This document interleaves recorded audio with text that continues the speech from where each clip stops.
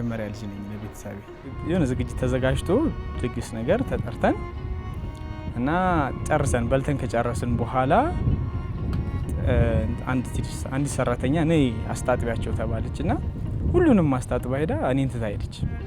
ከዛ ለምንድነው ረስታ ይሁን ምናምን ያልኩ በማስብ ሰዓት ለምን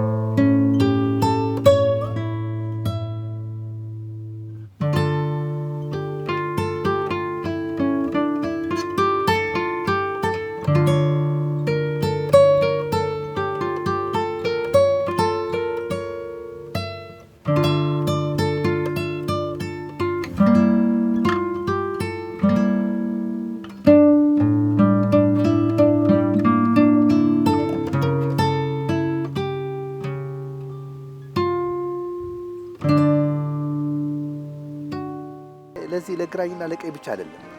ዲዛቢሊቲን ወይም ለየት ያለ ነገርን ለማስተናገድ የሰው ልጅ አምሮ ትንሽ ያዘግማል ይዘገያል ስለዚህ እውነቱን ነው ልጁ ያለው እዚህ ዩኒቨርሲቲ ምን ያሁን የግራ ወንበር አላየው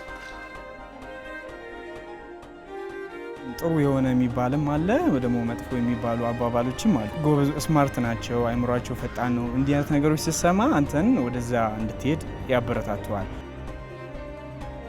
የችሎታ አይነቶችን ከወሰድክ ይሄ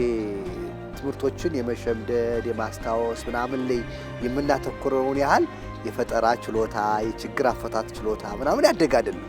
ለዛ ትኩረት ስለማይሰጥ የግራኞች አስተዋጽኦ በጣም በሚገባ አይታይም አሁን ባለውበት ደረጃ በደንብ ሚለውን ባልገልጽልህም በእርግጠኝነት ግን ግራኝ መሆኔ መለየትና ውበት መሆኑ ገብቶኛል